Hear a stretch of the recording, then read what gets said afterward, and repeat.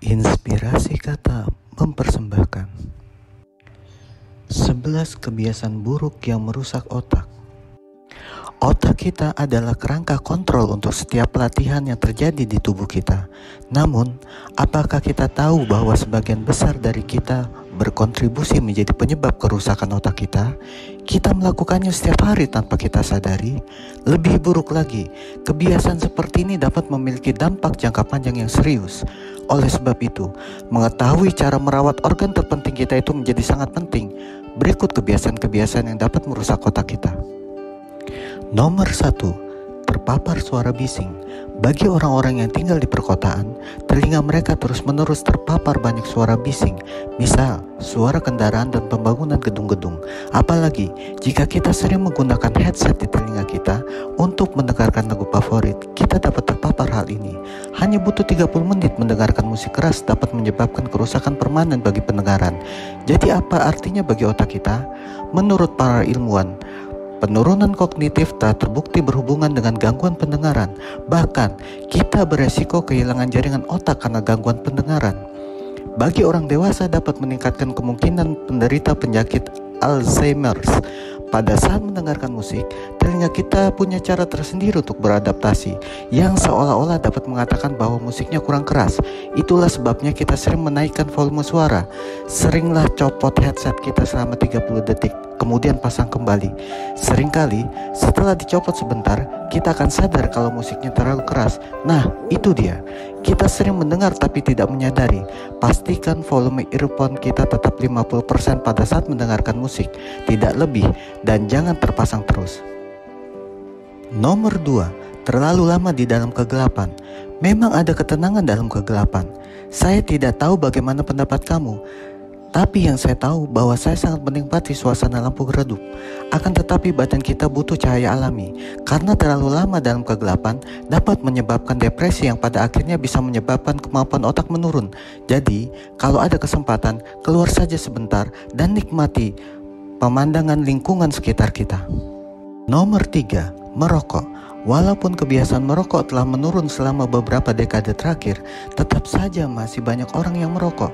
Dan tentu kita banyak mengetahui akibat buruk dari merokok, bukan? Tahu bahwa kebiasaan itu dapat merusak otak.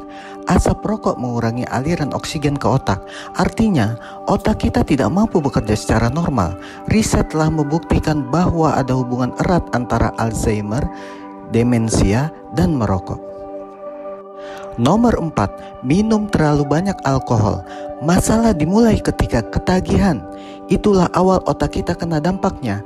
Kebanyakan peminum alkohol menjadi kekurangan vitamin B1 dan magnesium. Kekurangan B1 termasuk kebingungan, kehilangan ingatan, penurunan kewaspadaan mental, dan emosional, tidak stabil.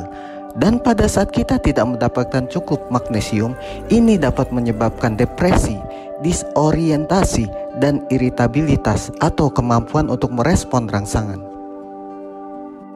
Nomor 5, gaya hidup sedentari atau kurang gerak. Tidak ada salahnya meluangkan waktu dan bersantai. Malah sebaliknya bagus. Akan tetapi jika duduk bersantai sepanjang hari, jarang berolahraga, justru buruk bagi kesehatan otak dan tubuh pada keseluruhannya. Gaya hidup tidak aktif atau jarang gerak banyak dikaitkan dengan penyakit seperti diabetes dan penyakit jantung, yang pada gilirannya berkaitan langsung dengan penyakit otak degeneratif. Pastikan kita keluar setiap hari, paling tidak untuk mencari udara segar, jalan-jalan keliling lingkungan tempat tinggal atau gym. Semakin aktif tubuh kita, semakin merangsang otak kita untuk bekerja maksimal. Nomor 6, multitasking. Penelitian telah menunjukkan bahwa orang yang banyak tugas rentan menciderai otak dengan menghambat perkembangannya. Kok bisa? Nah, sisi abu-abu dari otak kita, dia bertanggung jawab untuk kontrol emosi, pengambilan keputusan, dan empati dapat menyusut selama multitasking. Untuk menghindari hal ini, lebih baik bekerja pada satu tugas dalam satu waktu. Hal ini bukan hanya meningkatkan produktivitas, akan tetapi juga dapat melindungi otak kita. Nomor 7, kurang tidur. Tidur adalah bagian vital dari kesehatan fisik dan mental tubuh. Ketika kita tidur setelah menjalani berbagai aktivitas, otak kita dapat kesempatan untuk beristirahat dan memulihkan diri. Tapi, kalau kurang tidur, otak kita tidak dapat kesempatan untuk beristirahat, dan ini dapat menyebabkan hilangnya sel-sel otak dan kehilangan ingatan dini atau penyakit Alzheimer. Inilah sebabnya tidur menjadi penting, setidaknya 8 jam tiap hari. Jika kita masih berjuang dengan insomnia, untuk memperbaiki situasi, coba batasi kafein dan alkohol, serta kurangi memandang layar HP atau TV sebelum tidur. Dengan melakukan hal tersebut, kita tidak hanya akan menjaga kekuatan kognitif dalam jangka panjang, tetapi kondisi kita akan jauh lebih baik di pagi hari. Nomor 8, bekerja saat sakit. Ternyata ada banyak orang yang mengorbankan kesehatan mereka untuk pendidikan dan karir, tetapi memaksa otak kita untuk bekerja atau belajar ketika sedang sakit atau masih dalam masa pemulihan justru buruk. Jadi begini, ketika kita tidak sehat dan masih berjuang dengan penyakit, tubuh kita mencoba untuk berkonsentrasi menggunakan semua sumber dayanya untuk penyembuhan. Dan hal yang sama juga untuk otak kita. Ketika kita menyuruh otak kita melakukan hal lain untuk menjadi fokus, pada dasarnya kita menyuruh otak kita untuk bekerja keras. Pasti tidak bisa melakukan dua hal dengan baik semuanya. Cari tahu kapan kita membutuhkan hari libur dan tinggal di rumah untuk memulihkan diri. Nomor 9, tidak melakukan kegiatan yang merangsang otak. Sama seperti otot, jika kita tidak melatih otak secara teratur, kemampuan otak kita akan menyusut. Sebagai contoh, dengan menunda membaca secara teratur, kita hanya mempercepat kemunduran keterampilan kognitif dan verbal kita dalam jangka panjang. Penelitian juga menunjukkan bahwa orang yang jarang berbicara dan berinteraksi dengan orang lain akan berdampak negatif bagi otak mereka. Ketika kita tidak secara aktif terlibat dalam percakapan, sel-sel otak menjadi tidak aktif dan ini menyebabkan otak kita menyusut. Jadi, untuk menjaga otak kita bekerja dengan baik, pastikan untuk sering membaca, memainkan beberapa permainan puzzle, dan terlibat dalam percakapan intelektual secara teratur. Nomor 10, tidur dengan kepala tertutup. Kita mungkin merasa selimut di atas kepala membuat nyaman dan hangat, tetapi tidur dengan kepala tertutup ternyata menyebabkan peningkatan asupan karbon dioksida dan penurunan asupan oksigen. Ketika kita menghirup karbon dioksida dalam jumlah yang lebih besar, otak kita mengalami dampak negatif yang tidak menguntungkan bagi kesehatan kita secara keseluruhan. Karena oksigen sangat penting untuk fungsi otak, maka yang terbaik adalah tidak menutup kepala kita. Kalau kita merasa terlalu dingin di malam hari, lebih baik sesuaikan saja suhu ruangannya. Nomor 11, kurang minum air putih. Kita semua tahu bahwa air minum tidak hanya penting, tetapi juga hal yang terbaik bagi tubuh kita.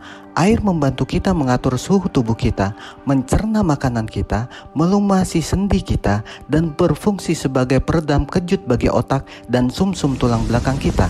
Namun, jika kita mengalami dehidrasi karena kita tidak mengisi kembali suplai tubuh kita tidak dapat memberikan kemampuan normalnya, termasuk perhatian dan ingatan. Dehidrasi mempengaruhi kadar elektrolit dalam tubuh yang juga dikaitkan dengan perubahan kognitif.